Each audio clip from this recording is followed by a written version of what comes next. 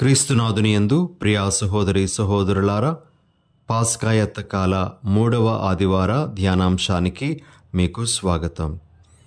ఈరోజు మనము ధ్యానించటానికి మన ముందు ఉంచబడుతున్నటువంటి మొదటి పట్టణము నిర్గమకాండము 20వ అధ్యాయము 1వ వచనం నుండి 17వ వచనం వరకు గ్రహింపబడినటువంటిది.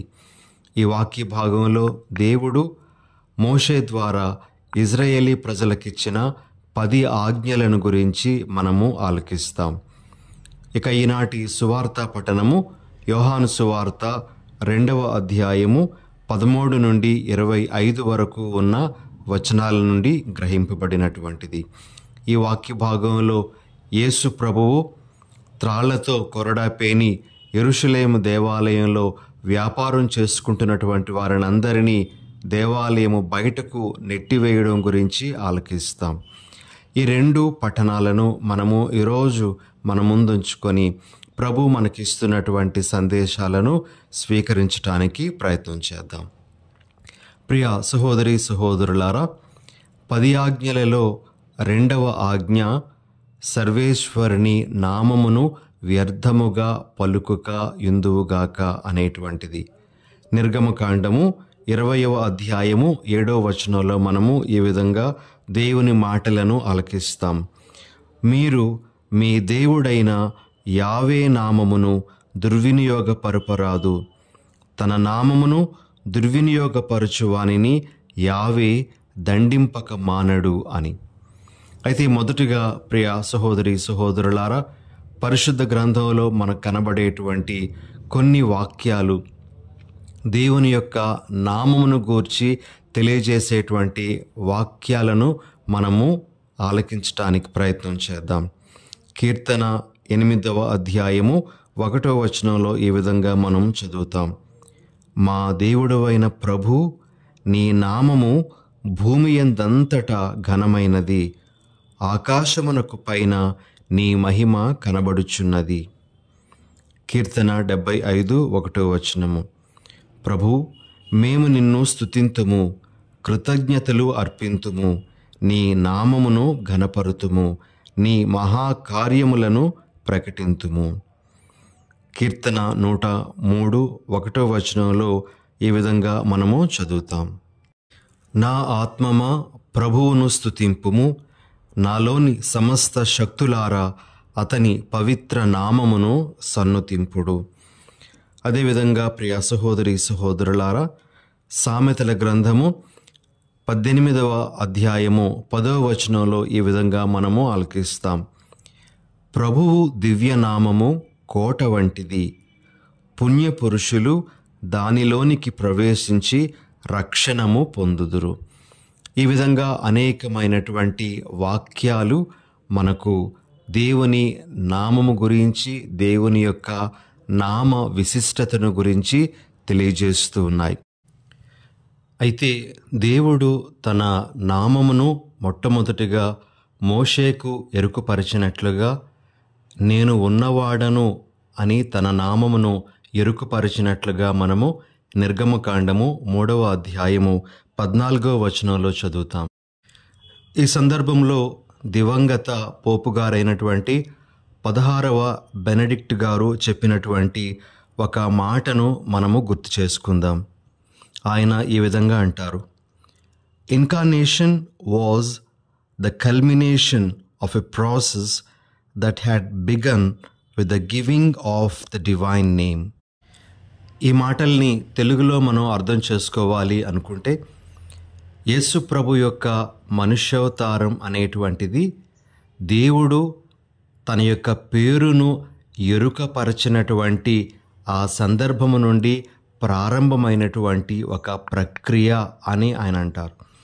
ప్రియ సహోదరి సహోదరులారా, దేవుని నామము అని మనము అన్నప్పుడు దేవుని యొక్క పూర్తి స్వభావము, పూర్తి వ్యక్తిత్వము అందులో ఇమిడి ఉంది అనే విషయాన్ని మనము మర్చిపోకూడదు. ఈ విధంగా దేవుని యొక్క నామమును దుర్వినియోగపరచరాదు అంటే ఆయన పేరును మనము దుర్వినియోగం చేయకూడదు అని మాత్రమే కాకుండా మనము దేవుని యొక్క వ్యక్తిత్వాన్ని, దేవుని స్వభావాన్ని మనము అవమానపరచకూడదు అనే విషయాన్ని గ్రహించాలి. అయితే ఈ దినాన ప్రియ సహోదరి సహోదరులారా, దేవుని యొక్క నామము దుర్వినియోగపరచబడుతున్నటువంటి రీతిని ఒక్కసారి మనము పరిశీలిద్దాం. మనకు యెహెజ్కేలు గ్రంథము 36వ అధ్యాయము 20వ వచనంలో ఈ విధంగా కనబడుతుంది. దేవుడు ఇజ్రాయేలీ ప్రజల గురించి ఈ మాటల్లో చెప్తారు. వారు పోయిన తావులందెల్లా నా నామమునకు అపకీర్తి తెచ్చిరి. జనులు వీరు ప్రభువు ప్రజలు, కానీ ఆయన వీరిని తమ దేశము నుండి బహిష్కరించనని చెప్పుకునిరి.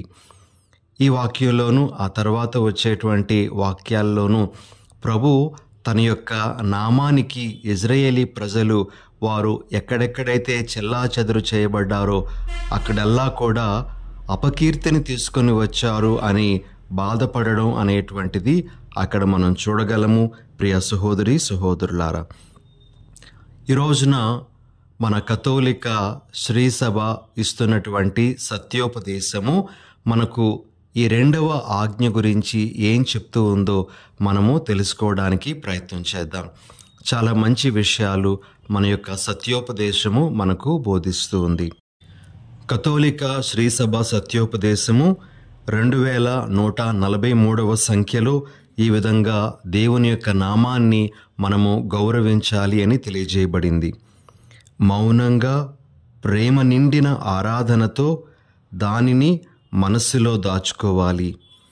దీవించుటకు, స్తుతించుటకు, మహిమపరచుటకు తప్ప ఆ దివ్య నామాన్ని సంభాషణలో ప్రస్తావించకూడదు. ప్రియ సహోదరి సహోదరులారా, మనము చాలా విధాలుగా దేవుని యొక్క నామాన్ని అగౌరవపరుస్తూ ఉన్నాం. అయితే ఆ సందర్భాలను ఒక్కసారి మనము మన సత్యోపదేశ సహాయంతో జ్ఞాపకం చేసుకుందాం. మరి ఆ సందర్భాలను మనము ఇక మీదటైనా విడిచిపెట్టి ప్రభువు నామాన్ని మనము గౌరవించటానికి ప్రయత్నం చేయాలి అని ఈరోజు ప్రభు మనకు తెలియజేస్తూ ఉన్నారు. కథోలిక శ్రీసభ సత్యోపదేశము సంఖ్య 2145లో ఈ విధంగా చెప్పబడింది. దేవుని, యేసుక్రీస్తును, కన్యమరియ, సకల పునీతుల నామాన్ని అనుచితంగా ఉపయోగించరాదు అని. ప్రియ సహోదరి సహోదరులారా, దేవుని నామాన్ని కానీ, యేసు ప్రభుని నామాన్ని కానీ, కన్యమరియ నామాన్ని కానీ, పునీతుల ఎవరి నామమునైనా మనము తప్పు పట్టడానికి కానీ, హాస్యాస్పదంగా కానీ, వ్యంగ్యంగా కానీ మనము ఉపయోగించకూడదు అని మన శ్రీసభ మనకు బోధిస్తూ ఉంది. కాబట్టి వీరి యొక్క పేర్లను మనము అనవసరంగా మనము ఎప్పుడు కూడా ప్రస్తావించకూడదు అనేటువంటిది ఒక ముఖ్యమైనటువంటి విషయం. ఇక 2వది, ఏ విధంగా మనము దేవుని నామాన్ని వినియోగించకూడదు అంటే కథోలిక శ్రీసభ సత్యోపదేశము సంఖ్య 2147లో ఈ విధంగా చెప్పబడింది. దేవుని పేరుతో ఇతరులకు చేసినటువంటి వాగ్దానాలను గౌరవించాలి. లేదేని విశ్వసనీయుడు, సత్యసంధుడు అయిన దేవుని నామాన్ని దుర్వినియోగం చేసినట్లవుతుంది అని. ప్రియ సహోదరి సహోదరులారా, అందరం అర్థం చేసుకోవడానికి సులభమైనటువంటి భాషలో ఈ విధంగా చెప్తూ ఉన్నాము. మరి దేవుని పేరిట మనము ఏ వాగ్దానం చేసినా సరే ఆ వాగ్దానాన్ని నిలబెట్టుకోవాలి. ఎందుకు అంటే సత్యసంధుడైనటువంటి, విశ్వసనీయుడైనటువంటి దేవుని నామమున ఆ వాగ్దానం చేస్తూ ఉన్నాం. ఒకవేళ ఆ వాగ్దానాలు నిలబెట్టుకోకపోతే మన దేవుడు అబద్ధీకుడని మనము లోకానికి తెలియజేసినట్లవుతుంది. కాబట్టి 2వ విషయం, ఈరోజు మనము దేవుని నామాన్ని దుర్వినియోగం చేయకూడదు అని ఆలకించేటప్పుడు మన మనసుల్లో నిక్షిప్తంగా ఉంచుకోవలసినటువంటి విషయం ఏమిటి అంటే ఆ ప్రభువు నామమున మనం చేసేటువంటి వాగ్దానాలను వమ్ము చేయకూడదు. కొన్నిసార్లు మనము జ్ఞాన వివాహ సమయంలో వాగ్దానం చేస్తాం. జ్ఞానస్నాన సమయంలో మనము వాగ్దానాన్ని చేస్తాం, లేక ఇతర సందర్భాలలో కూడా మనము వాగ్దానం చేస్తూ ఉంటాము దేవుని నామమున. అలాంటి వాగ్దానాలన్నీ కూడా మనము నిలబెట్టుకోవడానికి గట్టిగా ప్రయత్నం చేయాలి. మనము ఎప్పుడు కూడా దేవుని నామానికి అగౌరవము, అపకీర్తి తీసుకొని రాకూడదు అని ఈ ఆజ్ఞ మనకు తెలియజేస్తూ ఉంది. ఇక మూడవ విషయం, దేవుని యొక్క నామమును దుర్వినియోగం చేయకూడదు అని మనము ధ్యానిస్తూ ఉండేటప్పుడు మనకు మన కథోలిక శ్రీసభ సత్యోపదేశం బోధిస్తున్నటువంటిది ఏమిటి అంటే, మనము దైవ దూషణ చెయ్యరాదు అని మనకు తెలియజేస్తుంది. కథోలిక శ్రీసభ సత్యోపదేశము సంఖ్య 2148లో మనము ఈ విధంగా చదువుతాం. దేవుని గూర్చి చెడుగా మాటలాడడం, మాటల్లో దేవునికి ఇవ్వాల్సినటువంటి గౌరవం ఇవ్వకపోవడం, దేవుని నామాన్ని అనుచితంగా ఉపయోగించడం, నేరాలను కప్పిపుచ్చడానికి, ప్రజలను బానిసలుగా చేయడానికి, వ్యక్తులను చిత్రహింసలకు లేక మరణానికి గురి చేయడానికి దేవుని పేరును ఉపయోగించడం దైవ దూషణ అవుతుంది. ఇది ఒక మహాపాపం అని కూడా మన కథోలిక శ్రీసభ మనకు బోధిస్తూ ఉంది. కాబట్టి ప్రియ సహోదరి సహోదరులారా, దైవ దూషణ చేయడం అనేటువంటిది కూడా రెండవ ఆజ్ఞకు వ్యతిరేకమైనటువంటిదే. దానికి మనం పాల్పడకూడదు. ఆ విధంగా దేవుని నామమును మనము దుర్వినియోగం చేయకూడదు అని ఈరోజు ప్రభు మనకు తెలియజేస్తూ ఉన్నారు.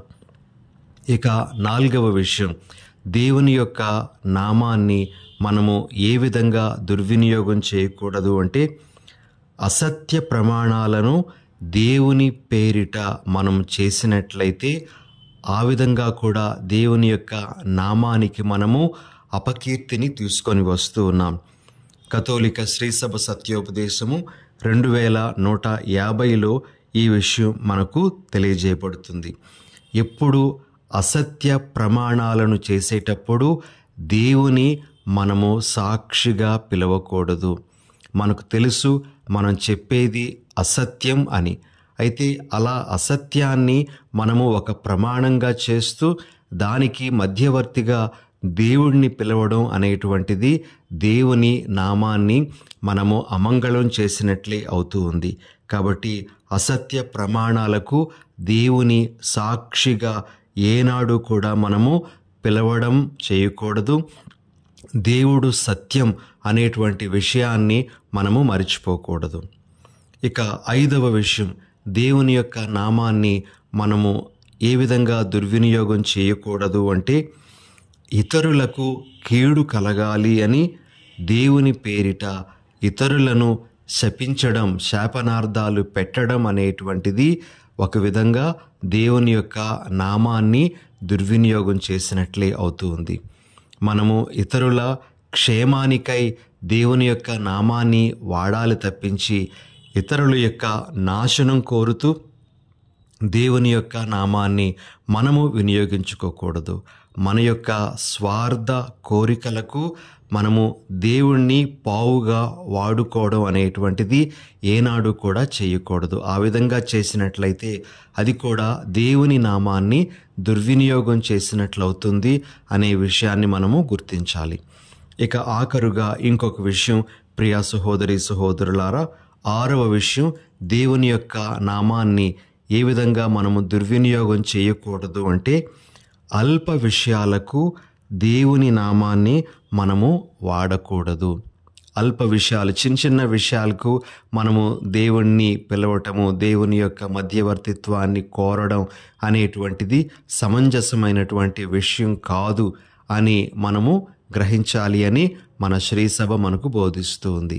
కాబట్టి ఈ దినాన్న రెండవ ఆజ్ఞను గురించినటువంటి విషయాలు మన కథోలిక శ్రీసభ ఎప్పటి నుండో బోధిస్తున్నటువంటి విషయాలే ఇవి. ఇవన్నీ కూడా మనము మరొక్కసారి మన మనసులో పెట్టుకోవాలి. మనము ప్రతిరోజు పరలోక ప్రార్థన చెప్తూ ఉంటాం, మీ నామము పూజింపబడునుగాక అని. అంటే ప్రభువా, మీ నామాన్ని మేము దుర్వినియోగం చేయము, మీ నామానికి మేము కీర్తినే తీసుకొని వస్తాము, మీ నామము సదా గౌరవించబడేలా చూస్తాము అని మనము ఒక విధంగా దేవునికి మాట ఇస్తున్నాం. దాని ప్రకారంగా మనము ఎల్లప్పుడూ నడుచుకోవాలి. రెండవ ఆజ్ఞను మేరకుండా మనము జీవించాలి. ప్రియ సహోదరి సహోదరులారా, ఈ 10 ఆజ్ఞలలో ఏ ఒక్క ఆజ్ఞ మీరినా సరే మనము అన్ని ఆజ్ఞలను మీరినట్లే అనే విషయాన్ని మనము మర్చిపోకూడదు. అందుకే యాకోబు గారు తాను రాసినటువంటి లేఖ 2వ అధ్యాయము 10వ వచనంలో ఈ విధంగా అంటారు, ఏలయనా ధర్మశాస్త్రమునంతయు పాటించుచు దానిలో ఏ ఒక్క ఆజ్ఞను అతిక్రమించినను వాడు ధర్మశాస్త్రమునంతయును ఉల్లంఘించిన దోషమునకు గురియగును అని. కాబట్టి ఈ ఆజ్ఞను కూడా మన దృష్టిలో పెట్టుకుందాం. చాలా సందర్భాలలో మనము ఈ ఆజ్ఞ మీద మన దృష్టిని పెట్టం, కానీ ఇలాంటి సందర్భాలలోనైనా సరే మనము ఈ ఆజ్ఞ మీద దృష్టిని పెట్టి మనము ఈ ఆజ్ఞకు వ్యతిరేకంగా వెళ్లకుండా ఉండడానికి గట్టి ప్రయత్నం చేయాలి. మన జీవితాలలో దేవుని యొక్క నామమును మనము ఘనపరచాలి. ఇక ఈనాటి సువార్త పఠనం గురించి ఒక ధ్యానాంశము మీ ముందు ఉంచాలి అని అనుకుంటూ ఉన్నాను. ప్రియ సహోదరి సహోదరులారా, యేసు ప్రభువు పాస్కా పండుగ సందర్భంలో ఒకరోజు యెరూషలేము దేవాలయానికి వెళ్ళడం, ఆ యెరూషలేము దేవాలయంలో అక్కడ వ్యాపారం చేస్తున్నటువంటి వారినందరినీ కూడాను బయటకు నెట్టివేయడం అనేటువంటిది ఈరోజు సువార్త పఠనంలో మనం ఆలకించేటువంటి విషయం. ఈ విషయాన్ని గతంలో మనము ఎన్నోసార్లు ఆలకించాము, ధ్యానించాం. అయితే ఈరోజు ప్రియ సహోదరి సహోదరులారా, ప్రభువు చెప్పినటువంటి ఒక్క వాక్యాన్ని మన మనసులో పెట్టుకొని ధ్యానించుదాం. ప్రభువు ఈ విధంగా అంటారు, యోహాను సువార్త 2వ అధ్యాయము 16వ వచనంలో, నా తండ్రి ఇంటిని వ్యాపార గృహముగా చేయవలదు అని. నా తండ్రి ఇల్లు అని యేసుప్రభు ప్రస్తావించినప్పుడు అది మొట్టమొదటిగా ఆనాటి యెరూషలేము దేవాలయానికి సంబంధించినటువంటిదే అని మనం గ్రహించాలి. ఆ రోజు యెరూషలేము దేవాలయములో అన్యులు వచ్చి ప్రార్థన చేసుకోవడానికి లేదా బలులు అర్పించటానికి వారి కోసం కేటాయించినటువంటి స్థలంలో వ్యాపారస్తులు ఉండి వారు ప్రార్థన చేసుకోవడానికి ఎటువంటి అవకాశం లేకుండా వారు చేయడం జరిగింది. తమ వ్యాపారానికే వారు ప్రాముఖ్యతనిచ్చారు, కానీ అన్యులు కూడా దైవ సన్నిధికి రావచ్చు, దైవానుగ్రహం పొందొచ్చు అనేటువంటి దానిని వారు మరిచిపోయారు. ఒక విధంగా దేవుని నుండి వారిని దూరం చేయడానికి వారు ప్రయత్నం చేస్తూ ఉన్నారు అనేటువంటి భావంతో యేసు ప్రభు అక్కడ వ్యాపారం చేస్తున్నటువంటి వారినందరినీ బయటకు నెట్టివేయడం జరిగింది. ప్రియ సహోదరి సహోదరులారా, ఈరోజు మనందరము జ్ఞాపకం చేసుకోవలసినటువంటి విషయం ఏమిటి అంటే, ప్రభువు మన శరీరాన్ని కూడా ఒక ఆలయముగా పరిగణిస్తూ మన ఈ ఆలయము కూడా వ్యాపార స్థలంగా మారకూడదు అని మనకు సందేశాన్ని ఇస్తూ ఉన్నట్లుగా మనం గ్రహించాలి. అయితే ఈ విషయాన్ని మనము చక్కగా అర్థం చేసుకోవడానికి ఒక వ్యాపార స్థలంలో లేదా ఒక మార్కెట్ ప్లేస్లో ఏం జరుగుతూ ఉందో మనము ఒక్కసారి తెలుసుకుందాం. 3 ముఖ్యమైనటువంటి విషయాలు ప్రియ సహోదరి సహోదరులారా. ఒక వ్యాపార స్థలంలో బంధాలకు అనుబంధాలకు తావు ఉండదు. రెండవది ఏమిటి అంటే, ఒక వ్యాపార స్థలంలో స్వీయ ప్రయోజనాలకే స్థానం ఉంటుంది, కానీ విలువలకు స్థానం ఉండదు. ఇక మూడవది, వ్యాపార స్థలంలో మోసపూరిత కార్యకలాపాలే అన్నీ జరుగుతూ ఉంటాయి. ఇలా ఒక వ్యాపార స్థలం అనేటువంటిది అనేక అవలక్షణాలతో కూడుకొని ఉంటుంది అని ప్రభు మనకు తెలియజేస్తూ, మన శరీరము అనేటువంటి ఆలయము వ్యాపార స్థలంగా మారకూడదు అని మనలను ఈరోజు హెచ్చరిస్తూ ఉన్నారు. అంటే ప్రియ సహోదరి సహోదరులారా, మన శరీరము అనేటువంటి ఈ ఆలయములో బంధాలకు అనుబంధాలకు మనము గొప్పదైనటువంటి స్థానాన్ని ఇవ్వగలగాలి. ఇతరులతో మనము బంధుత్వం ఏర్పాటు చేసుకోవడం, ఇతరులతో సంబంధ బాంధవ్యాలు పెంచుకోవడం అనేటువంటిది ఒక ముఖ్యమైనటువంటి అంశంగా మనము పరిగణించాలి అని ప్రభు మనకు తెలియజేస్తూ ఉన్నారు. ఎవరు మనకు శత్రువులు కాకూడదు, మనము ఎవరికి శత్రువులుగా మారకూడదు అనే విషయాన్ని ఈ సందర్భంలో మనందరము గుర్తించాలి. ఇక రెండవ విషయం ఏమిటి అంటే, మన దేహము అనేటువంటి ఆలయంలో స్వార్థానికి మనము పెద్దపీట వేయకూడదు, స్వార్థంతోనే మనము వ్యవహరించకూడదు. మనలో ఉదారత్వం ఉండాలి, మనము ఇతరులకు సహాయపడగలిగేటువంటి నైజాన్ని కలిగి ఉండాలి. అలా ఉన్నప్పుడు మన ఈ దేహము నిజమైనటువంటి దేవుని ఆలయంగా మారుతూ ఉంది అని ప్రభు మనకు తెలియజేస్తున్నారు. ఇక ఆఖరుగా ప్రియమైనటువంటి సహోదరి సహోదరులారా, ఈ మన దేహము అనేటువంటి ఆలయము మోసానికి నిలయమైనటువంటిదిగా మారకూడదు. మనము మన జీవితంలో ఎవరిని ఎప్పుడూ మోసగించటానికి ప్రయత్నం చేయకూడదు అని ప్రభు మనకు తెలియజేస్తూ ఉన్నారు.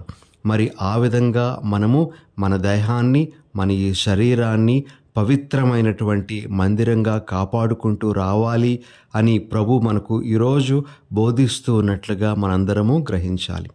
ఇలాంటి విలువైనటువంటి సందేశాలను ప్రభు మనకు ఇస్తూ మన జీవితాలను సరిచేసుకోమని కోరుతూ ఉండగా, ఆ ప్రభు పిలుపుకు స్పందిస్తూ మనము ప్రభు కోరుతున్న విధంగా మన జీవితాలను నడిపించుకోవడానికి ప్రయత్నం చేద్దాం. చిన్న ప్రార్థన చేసుకుందాం. పరిశుద్ధుడైన ఓ మా ప్రభువా, ఈరోజు మేము 10 ఆజ్ఞల గురించి ఆలకించాము. అందులో ముఖ్యంగా 2వ ఆజ్ఞ, మీ పరిశుద్ధ నామమును దుర్వినియోగం చేయకూడదు అనే ఆజ్ఞ గురించి మేము ఈరోజు ధ్యానించి ఉన్నాం. ప్రభువా, మా జీవితాలలో మేము ఎల్లప్పుడూ మీ యొక్క నామమునకు గౌరవం కలిగే విధంగా నడుచుకునే భాగ్యాన్ని మాకు అనుగ్రహించండి. మీ దివ్య నామానికి వ్యతిరేకమైన ప్రతి కార్యము నుండి మేము వైదొలగే భాగ్యాన్ని కూడా మాకు అనుగ్రహించండి. అదేవిధంగా దేవా, మా ఈ దేహాన్ని వ్యాపార స్థలంగా కాకుండా మీరు వసించేటువంటి మందిరంగా మలుచుకునే భాగ్యాన్ని మాకు అనుగ్రహించమని మా ప్రభువైన యేసు నామమున అడిగి వేడుచున్నాం తండ్రి.